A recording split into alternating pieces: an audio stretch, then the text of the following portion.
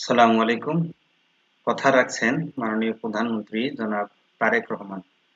তিনি এবারের সংসদের প্রথম অধিবেশনের শেষ দিবসে বলেছিলেন যে সরকার শিক্ষা এবং স্বাস্থ্য খাতকে সর্বোচ্চ অগ্রাধিকার দিচ্ছে এবং এই দুইটি খাতে সবচেয়ে অর্থ বেশি বরাদ্দ দেওয়া হবে। তারই ধারাবাহিকতায় আমরা দেখেছি এর আগেও তিনি বলেছিলেন যে শিক্ষা খাতে ধীরে ধীরে জিডিপির ৫% ব্যয় করা হবে। তাহলে জিডিপির ৫% যদি শিক্ষা খাতে ব্যয় করা হয় এবং তিনি বলেছেন যে টোটাল ৭%-এর বেশি ব্যয় করা হবে শিক্ষা ও স্বাস্থ্য খাতে।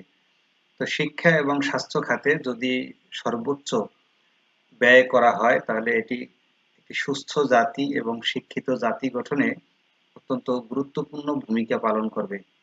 কারণ আমরা দেখেছি যে স্বাধীনতার পরে বাংলাদেশে শিক্ষা এবং স্বাস্থ্য খাতকে যেভাবে এগিয়ে নেওয়ার কথা বা যে পরিমাণ বরাদ্দ দেওয়ার কথা সেটি না দিয়ে অন্যান্য অবকাঠামোগত উন্নয়ন বা অন্যান্য খাতে বেশি বরাদ্দ দেওয়া হয়েছে। শিক্ষা খাত এবং স্বাস্থ্য খাত ছিল অবহেলিত, অথচ রাষ্ট্রের একেবারে গুরুত্বপূর্ণ সবচেয়ে গুরুত্বপূর্ণ দুটি খাত হলো শিক্ষা এবং স্বাস্থ্য খাত। একটি সুস্থ জাতি গঠনে এবং শিক্ষিত জাতি গঠনে এই দুটি খাতের আসলে বিকল্প নেই। আমরা দেখি যে আমাদের সাধারণ জনগণ তাদের যে তাদের ইনকামের বড় একটা অংশই চিকিৎসার পিছনে ব্যয় করে। তো সরকার যদি স্বাস্থ্য খাতকে এগিয়ে নেওয়ার জন্য বেশি বরাদ্দ দেয় তাহলে ধীরে ধীরে একটি সুস্থ জাতি গঠনে এটি গুরুত্বপূর্ণ ভূমিকা পালন করবে। সেক্ষেত্রে সাধারণ জনগণের যে চিকিৎসা কেন্দ্রিক ব্যয় সেই ব্যয়টা কমে আসবে, যা তাদের জীবনযাত্রার মান উন্নত করবে। আরেকটি গুরুত্বপূর্ণ বিষয় হলো যে শিক্ষা খাত।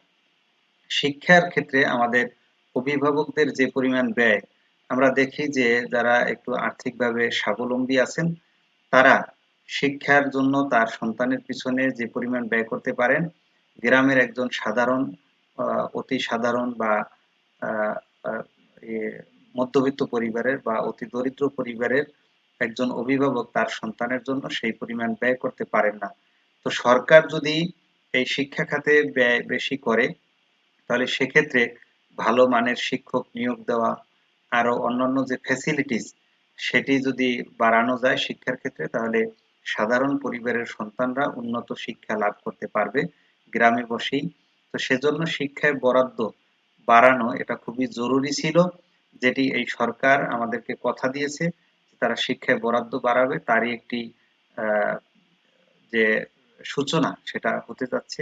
আমরা দ্য ডেইলি ক্যাম্পাসের অনলাইন পোর্টালে একটি নিউজ দেখেছি যে এবারের বাজেটে শিক্ষায় বরাদ্দ বাড়ছে প্রায় ৯,৫০০ কোটি টাকা। তো এই যে সূচনা শিক্ষায় বরাদ্দ বাড়ানোর, এটা একটা ভালো প্রভাব, ইতিবাচক প্রভাব আমাদের শিক্ষা খাতে পড়বে বলে আমরা বিশ্বাস করি।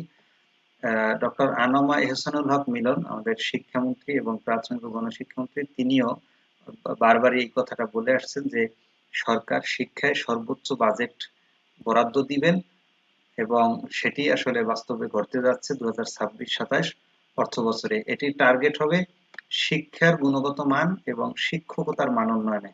শিক্ষকতার মান উন্নয়নে বলতে আসলে এখানে সরকার শিক্ষকদের প্রশিক্ষণ, শিক্ষকদের জীবনযাত্রার মান উন্নত করা যায় সেজন্য এই খাতে অর্থ বরাদ্দ করতে পারেন।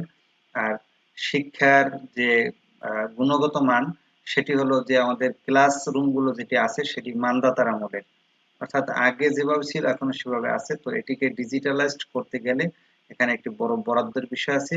যদি শিক্ষার যে শ্রেণীকক্ষগুলো এগুলো যদি ডিজিটালাইজড করা যায় তাহলে শিক্ষকরা ভালোভাবে পাঠদান উপস্থাপন করতে সক্ষম হবে, যেটি শিক্ষার্থীরা খুব সহজেই আয়ত্ত করে তারপরে তারা শিক্ষা গ্রহণ করতে পারবে। তো এই যে ফ্যাসিলিটিসটা শিক্ষার্থীর এবং শিক্ষকের এই বাড়ানোর ক্ষেত্রে এই যে বাজেটে বেশি বরাদ্দ এটা খুবই জরুরি ছিল, সেটি সরকার করতে যাচ্ছে। আমরা সরকারকে আহ, অবশ্যই ধন্যবাদ জানাতে চাই এবং এটি আশা করতে চাই যে এভাবেই প্রতি বছর শিক্ষা এবং স্বাস্থ্য খাতে বরাদ্দ বাড়িয়ে শিক্ষা এবং স্বাস্থ্য খাতকে এগিয়ে নেওয়া হবে। এটি করতে পারলে আমরা জাতি হিসেবে খুব দ্রুতই উন্নত হতে পারবো, সমৃদ্ধ হতে পারবো। কারণ আজকের যে শিক্ষার্থীরা তারা যখন তাদের জীবনকে উন্নত করতে পারবে